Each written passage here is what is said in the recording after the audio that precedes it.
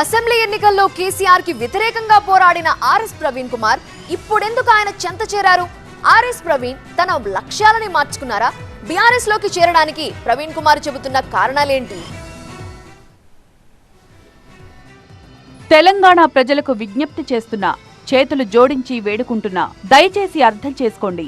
వేదిక ఏదైనా తన లక్ష్యం మాత్రం ఒక్కటే అంటున్నారు ఆర్ఎస్ ప్రవీణ్ కుమార్.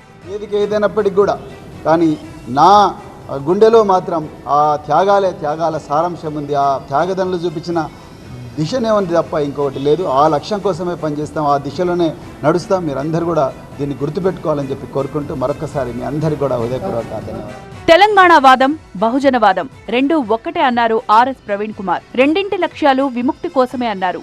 చితికిపోయిన తెలంగాణకు కేసీఆర్ విముక్తి కల్పించారంటూ పొగడ్తలతో ముంచెత్తారు.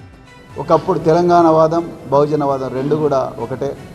మరి తెలంగాణ కూడా ఆనాడు తరతరాల అణచివేత వల్ల చితికిపోయింది. మరి ఆ తెలంగాణకు విముక్తి కల్పించింది మరి ఆనాడు ఉద్యమకారులు, మరి కేసీఆర్ గారి నాయకత్వంలో. ఈ రెండిట్లో కూడా అణచివేత కామన్గా ఉంది, విముక్తి అనేది ఒక లక్ష్యంగా ఉంది.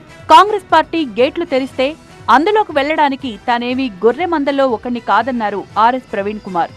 రేవంత్ రెడ్డిలాగే తాను కూడా పాలమూరు బిడ్డనే అని, తనకు వార్నింగ్లు ఇవ్వద్దని కౌంటర్ ఇచ్చారు. చాలామంది అసమర్థులు, చాలామంది స్వార్థపరులు, సో వాళ్ళందరూ కూడా ఆ గేట్ల గొర్రెల మందలాగా వస్తున్నారు. ఆ గొర్రెల మందలో ప్రవీణ్ కుమార్ ఒకడు కాలేదు. ప్యాకేజీ తీసుకుంటానైతే నేను అధికార పార్టీ దగ్గర, రేవంత్ రెడ్డి దగ్గర, ఆయన గీసిన గేట్ల దగ్గర కూర్చొని మరి ఆ సీట్లలో కూర్చుంటాను. తెలంగాణను పునర్నిర్మాణం చేయడానికి ఒక యజ్ఞంలో భాగస్వామి కావడానికి వచ్చిన మీరు పాలమూరు బిడ్డ అయితే మరి నేను కూడా పాలమూరు బిడ్డనే.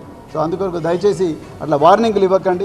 బీఆర్ఎస్ లో చేరడం వెనుక ఎలాంటి స్వార్థం లేదంటూ క్లారిటీ ఇచ్చారు ఆర్ఎస్ ప్రవీణ్. తెలంగాణ పునర్నిర్మాణం కోసమే బీఆర్ఎస్ లో చేరినట్లు ప్రకటించారు. ప్యాకేజీ కోసమే అయితే అధికార పార్టీ వైపే వెళ్లేవాణ్ణి కదా అంటూ ప్రత్యర్థులకు లాజికల్ గా కౌంటర్ ఇచ్చారు ప్రవీణ్ కుమార్.